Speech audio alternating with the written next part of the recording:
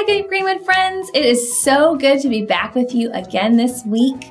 And we are still learning about a really cool missionary who was on Jesus's team. Does anyone remember the name of the missionary that we learned about last week?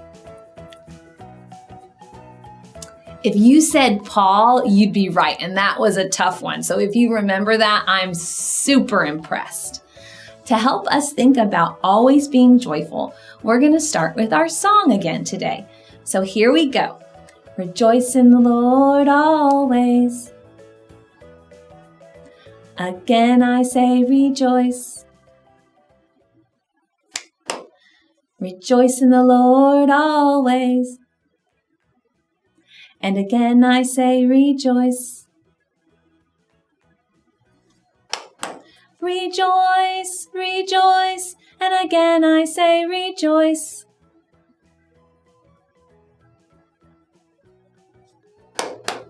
Rejoice, rejoice, and again I say rejoice.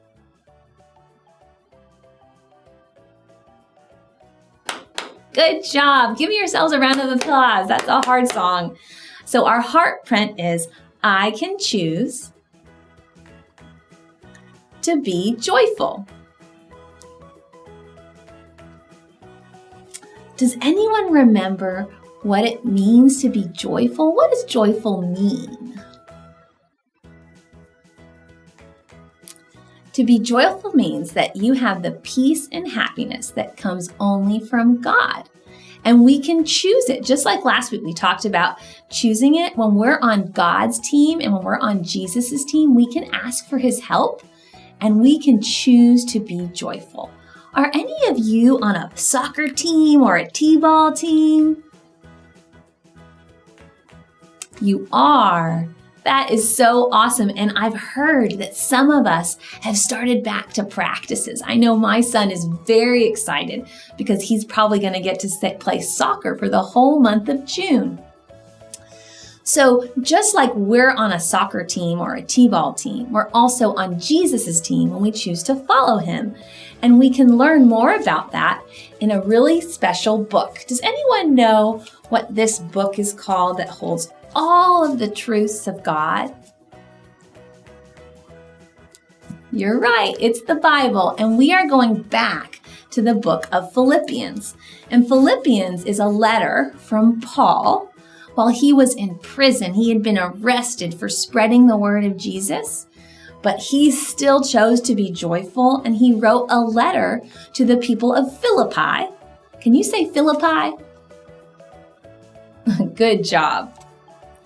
And that is now called the letter of Philippians, and it's in the book of Philippians. And so he said, yes, we can choose to be joyful and we can choose to be encouraging, but there's more that I want you to learn. And so Paul is going to teach them all about how to follow Jesus' example. So we're going to try and be just like Jesus. And he said, if we do that, we will achieve a joyful heart, a heart full of happiness and peace. What are some things that you can do to follow Jesus? Do you know of some things that you can do to follow Jesus and be kind and caring? Can you tell me some? Those are some good ideas. I know that some of the things that we can do to be joyful is also to be kind and caring, not only to everyone, but especially to Christians. So when we're at church, we can sit and listen to the stories really well to follow Jesus. We can share our toys to follow Jesus. We can help others to follow Jesus. We can say kind words or encourage others to follow Jesus. And those are all ways that we show Jesus' love to everyone around us. And so that is what Paul wrote about while he was in prison. He said to the people of Philippi, please love one another, be caring to one another, encourage one another. Because just like when you're on a sports team, you all have to work together. When we're on Jesus's team, we have to love and care for all of the people who are Christians like us, because there's a lot of hard times that we all face, when we encourage each other and help each other, we're more full of joy. We're able to experience joy. And so one of the things that we have to do when we're helping others is we have to do it with a joyful heart, which means in Philippians it says we can't grumble or complain or whine. I mean, think about it. If you were on a soccer team and you never shared the ball, would you be following the example of Jesus? You're right. No, you wouldn't, because Christians are sharing and caring and we are kind, right? Good. So another thing that he talked about was that we can do all of these things by asking for Jesus's help. And so one of the ways that we can do that is we can pray to God and we can pray to Jesus and we can ask him to help us in the things that are hard. Because doing that all the time, being joyful and happy all of the time is pretty hard. That's why we need Jesus to help us. Can you do that? Can you ask Jesus to help you have a joyful heart in all of the things that you do? I love it. That is awesome. All right, guys, let's pray.